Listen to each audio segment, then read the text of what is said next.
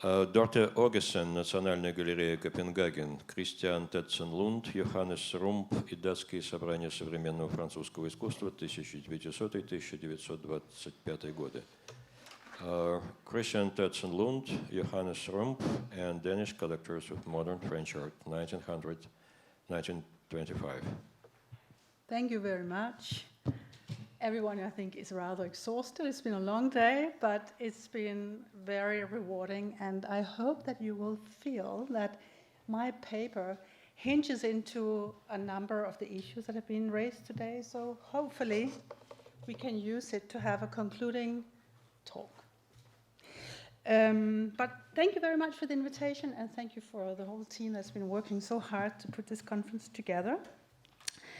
My paper will sort of focus on the period when Schuken stopped collecting, 1914, when the war broke out. Someone else had the opportunity, and that was the Scandinavians, due to some very special circumstances, which I will go into. So, and I should also say that in Denmark there are other significant collections of French art that I will not address today. We've seen a couple of images from the Glyptotek collection, where there is a significant collection of Impressionist art. There's also the Ottergaard collection. And these collectors were, their collections were formed at the same time, but with different purposes. I will focus on two other collectors that more strongly parallel Schuken, the way I see it. So, between 1914 and 1918, while war raged in other parts of Europe, cultural life in the Danish capital went through a short-lived but intense boom. So with this paper, I would like to introduce two private collectors, or two private collections that were both created in Copenhagen in this period. Although both collectors, Tetzen-Lund and Johannes Rump, began their activity in the late 19th century collecting Scandinavian art, their collections only reached their climax around World War I. This was in part when they started collecting modern French art. This was in part helped by a declining international art market and particularly favorable economical and political situation in Denmark during the war. So I just have to find out how to,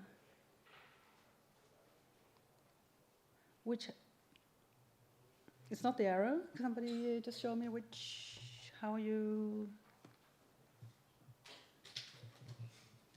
no, the other way, no.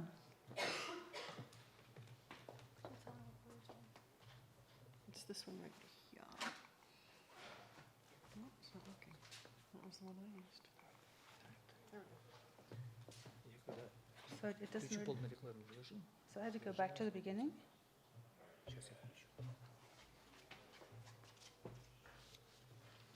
So in many ways, the two collections parallel other significant collections of modern French art on the international scene in the beginning of the 20th century.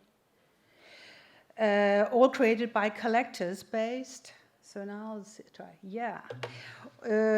All created by collectors based or originally from outside of France, such as Sergei Schuken here in Moscow, the American Stein family that we were introduced to earlier today, Gertrude, Leo, Michael, and Sarah from San Francisco, although based in Paris, and Dr. Alfred Barnes in Philadelphia that we will hear about later, I think, in this conference. I think this conference offers a fantastic opportunity to uncover recurrent patterns, similarities among the various collections, to study formal ideological continuities and divisions, and to explore links, inspirations, and exchanges. At the same time, however, these two Danish cases remind us that the particularities of each cultural context also need to be taken into consideration to fully understand opportunities and motivations. And in this case, we should not underestimate the special circumstances in Denmark during World War I. So what I wish to address with this paper is the significance of the historical, political, economical situation for collection building. In other words, how political and economical condition can turn a particular geographical locality into a vivid cultural center, facilitating the formation of important art collections. Secondly, Also something that's been addressed today, the role of networks, including galleries, dealers, advisors, other collectors. Thirdly, personal motivations or collector strategies. Then the interesting fate of collections, how works were dispersed or absorbed by institutions, or dynamics between private collectors and institutions. And finally, how these early 20th century collections still inform and inspire our practice today. So first, a particular situation in Denmark during World War I. The reason for the sudden upturn of the economic and cultural life in Denmark is to be found in the strategies developed by Danish politicians and government officers in the decades leading up to the war. Like its two neighboring countries, Sweden and Norway, Denmark remained neutral during World War I.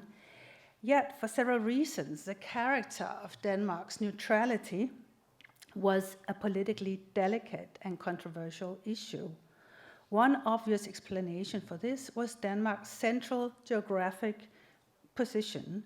That's why I brought this map as a link between the North Sea and the Baltic Sea, which gave the country a particular geopolitical and strategic importance to the belligerent nations. Another important aspect was Denmark's close proximity to Germany. In terms of national security, Denmark was strongly dependent on its great southern neighbor. In this situation, Danish politicians and government officers developed the so-called policy of neutrality.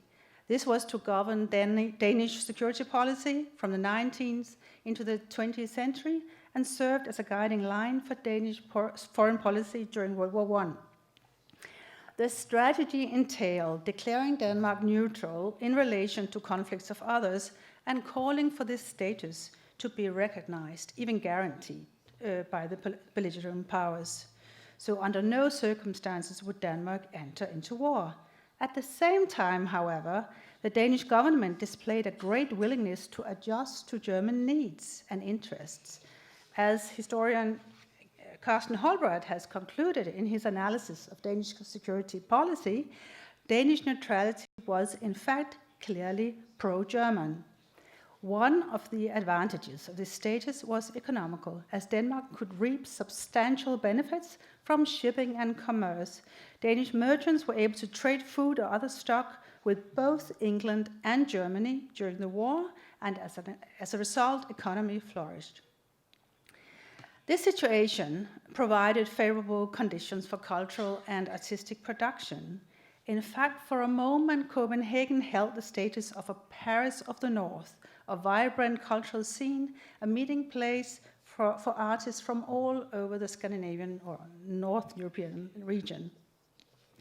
An important aspect of Copenhagen's attraction as a Nordic center of the arts during the war was the presence of a number of wealthy industrialists and merchants who acted as private collectors and patrons of young experimental art, but also of recent international art, particularly France. So this is where our two collectors come into the picture. So let us begin with Christian Tetzen-Lund, the most fascinating of these two Danish collectors and a particularly prominent figure among private collectors in Scandinavia around World War I. A businessman who had earned his wealth as a grain merchant prior to World War I, he created a significant collection of internationally mostly French modernist art from 1914 onwards, comprising a substantial number of masterpieces by Picasso, Matisse, Derain, Renoir, and others. At its height, the collection comprised more than 500 paintings, among these more than 20 paintings by Picasso. A few examples here. Today at the Barnes Foundation and Detroit. These are early Picassos, but he also collected Cubist paintings by Picasso. The collection also boasted a corresponding number of seminal works by Matisse, most spectacularly this one, Le Bonheur de Vivre. A few other examples are this, which I brought particularly because I saw the list of participants today. A Modigliani painting from 1917, later bought by Chester Dale, now in the National Gallery in Washington, or other Matisse paintings that have stayed in Denmark, such as these. Today, some of them more well-known paintings of our collection at the National Gallery in Copenhagen. A couple of other Matisses in our collection from the TetzenLund collection. TetzenLund acquired his first French painting in 1914 at the age of 61, after having been collecting art for more than 40 years. So one must ask, why at this point in time? 1914 is a key year for the reception of French art in Denmark.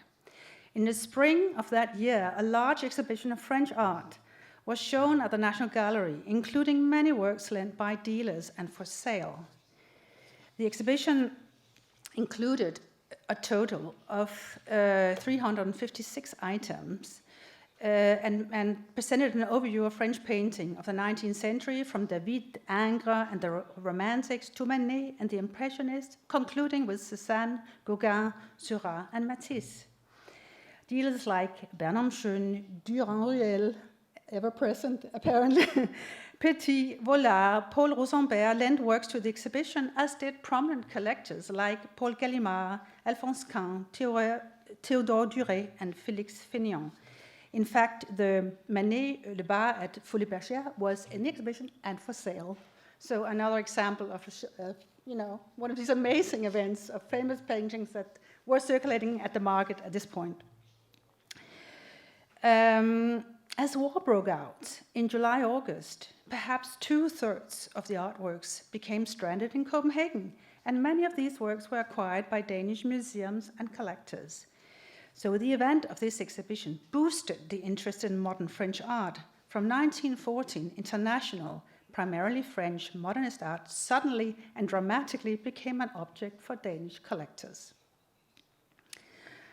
A fundamental characteristic of the cultural orientation and aesthetic taste of wartime Denmark became a strong preference for French art and culture.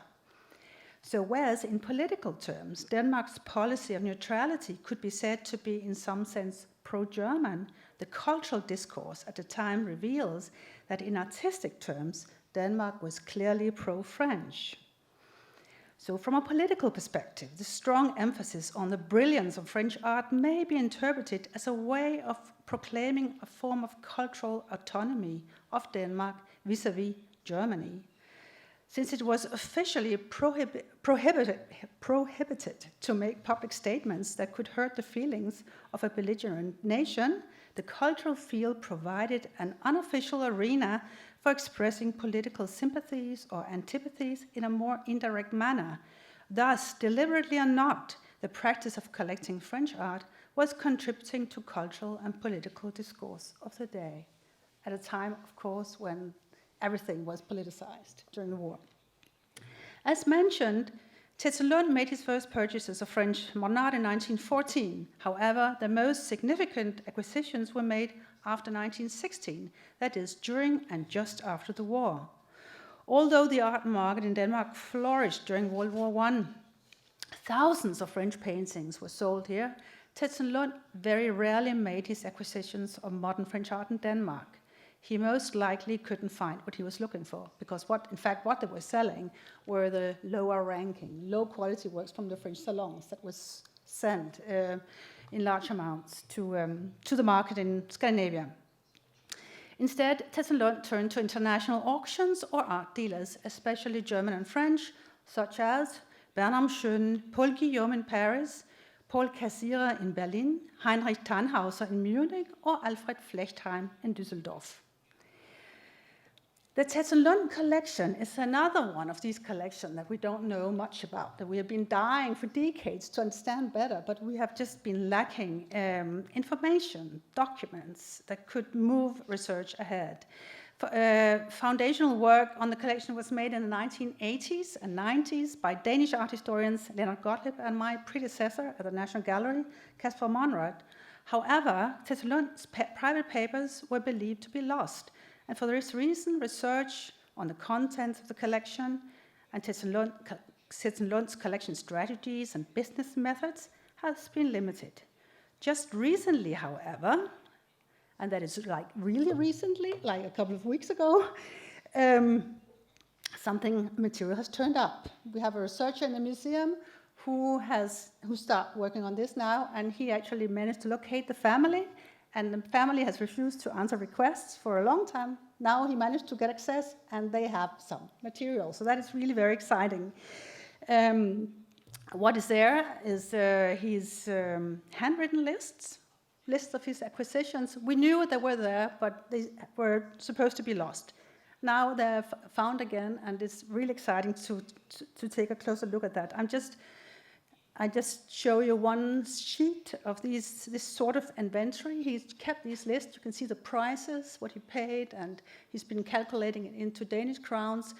And on this sheet from 1919, you see on the list the Picasso Dorthe Aagesen, and that is now in the Barnes, and also Le Choix de Vivre. So, and this was, it seemed to have been going very fast at that time. He was collecting very viciously at this point, and didn't take a lot of pain to put details. And of course, it's also very little information to have when you try to reconstruct the contents. There are also photographic collections, but this is really, at the moment, what we have. But another thing that was found among the family are some photographs. Like these. And these are photographs that the dealers sent to him that can help us understand on which basis the purchase was made. And this is applied to the Two Sisters by Matisse, now the Barnes. This painting was acquired from Paul Guillaume in 1918 on the basis of this black and white photo with written descriptions of the image and colors on the back.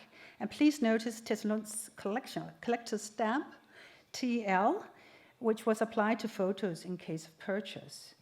Another interesting fact, hitherto unknown and revealed by these photos, is that TetzenLund bought this painting along with 3 African sculptures from the same source, that is Paul Guillaume.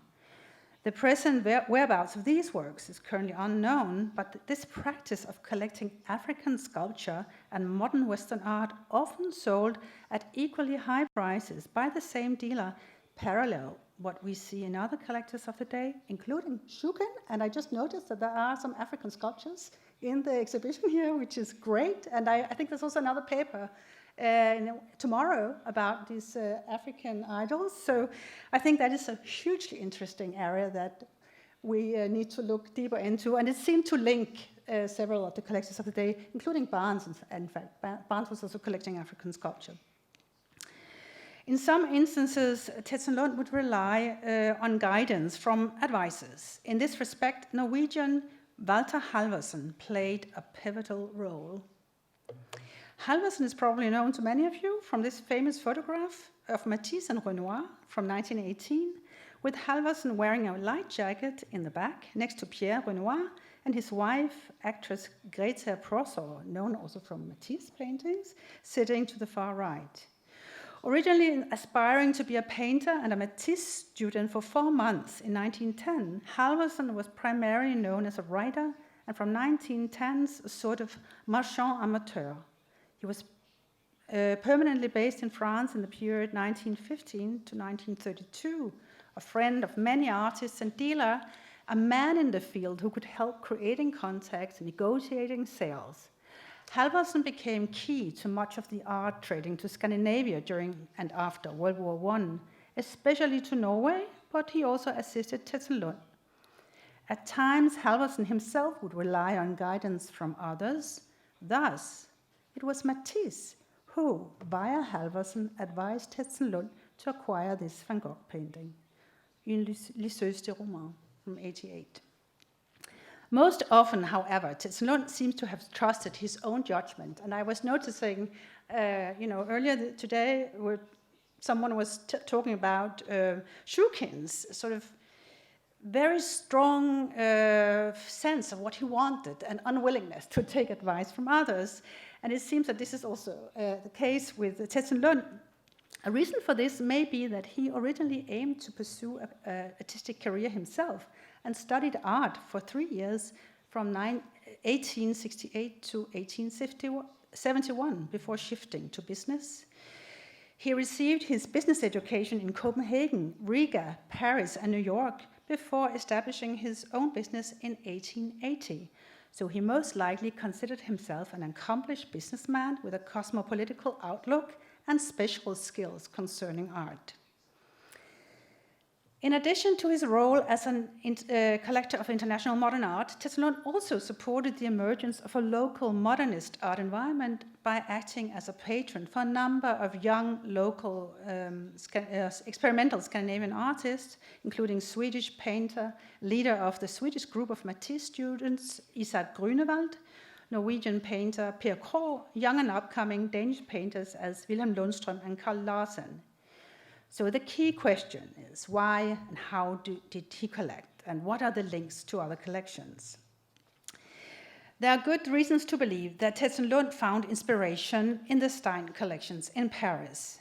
One finds a strong hint in this book that he published on his collection in 1934, 2 years before his death, in which he juxtaposed a photograph of the famous Matisse wall in Michael and Sarah Stein's home in Paris from around 1907 with a photo of an interior of his own former residence in the city of Aarhus before he relocated to Copenhagen. So what lies between the lines here is that a number of the most famous paintings featured on Stein's walls in the meantime had changed ownership and were transferred to TetzenLund's collection. Among them, Matisse's self-portrait, the portrait of Madame Matisse, the small Fauvis landscape of Madame Matisse in the olive grove, and others. A significant section of the Stein collection had been on loan to the Gurlitt Gallery in Berlin in 1914 when war broke out. This situation had paved the way for TetzenLund's acquisitions. And in fact, Matisse made a remark around this time that all of his live production was now abroad in Russia and in Scandinavia. The practice of keeping the collection open to the public, as we also heard Schuken did, and we know that Stein did, may have been, we don't know, but it may have been models on Stein's example.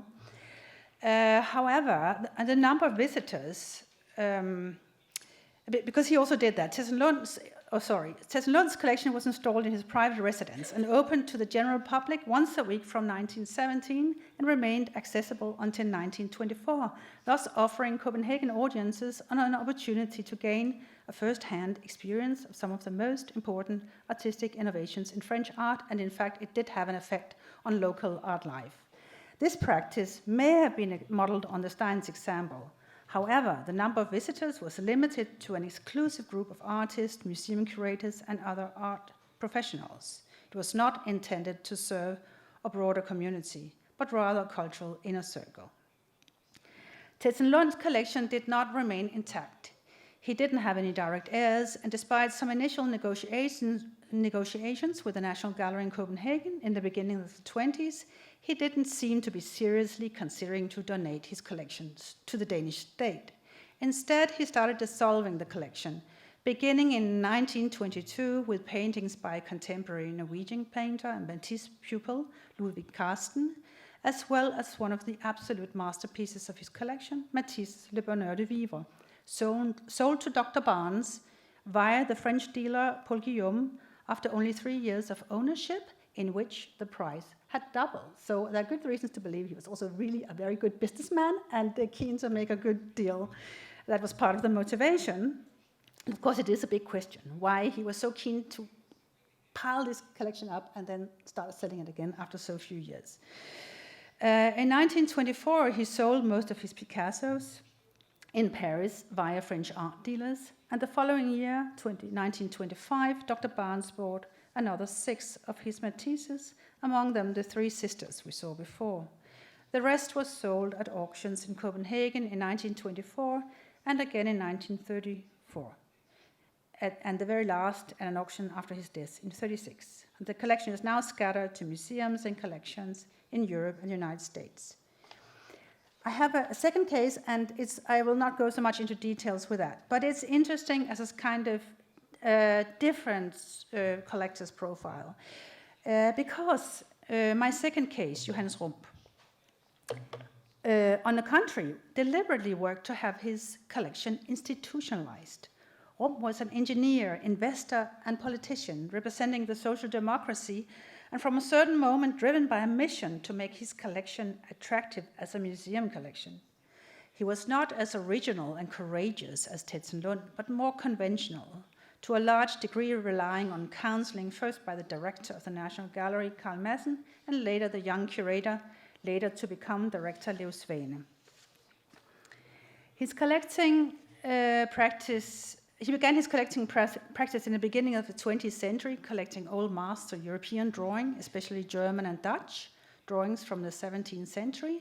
But from 1912, he gradually discovered modern French art, but tended to collect minor masters. It may have been the opening of TetzenLund's collection in 1917 that gave him the courage. Indeed, this was the year he acquired his first modern masterpiece, Matisse's. These are the museum professionals that he was interacting with. But here we have Le Luxe II, his first significant acquisition. Financial problems in the aftermath of World War I made him consider to sell it all in 1919, but market prices were low and he gave it up. In 1922, he began collecting again. This was the moment the collection really started developing. The target to donate to the National Gallery seems to have fueled his ambitions, and already the year after, in 1923, he offered the collection as a gift to the museum. The museum was concerned about the inconsistency and lack of quality of collection and rejected the offer. From that point and for the next 5 years, Rump set out to substantially develop the collection, changing the features and adding a number of significant acquisitions by major masters to the collection, among them works that had formerly belonged to TetzenLund. Curator Leo Svane seems to have had a great influence on the development of the collection. They would travel to Paris together on acquisition trips. At times, the curator would go on his own. Svane's tastes and priorities, for instance, his great passion for Matisse and dislike of Picasso, would to a large extent govern the decision. So among the TetzenLund works that were put on sale, they would never buy, very rarely buy Picassos. And that is one of the reasons why our collection looks like it does today, with a very strong representation of Matisse.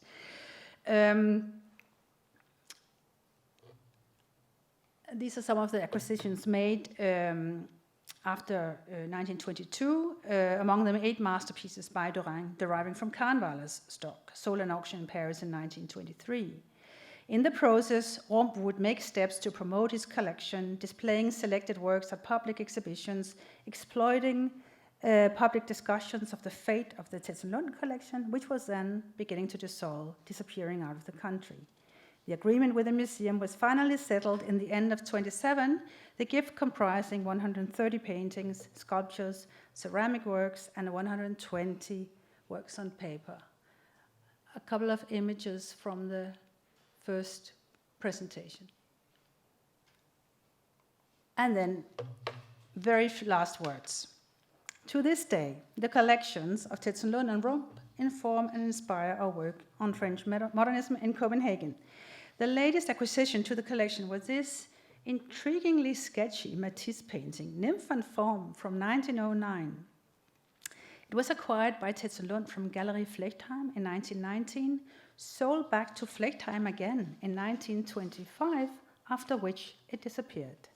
As it turned out, the painting had been purchased by a German Jewish family who managed to rescue it from the looting of the Nazis and only now were ready to part with it.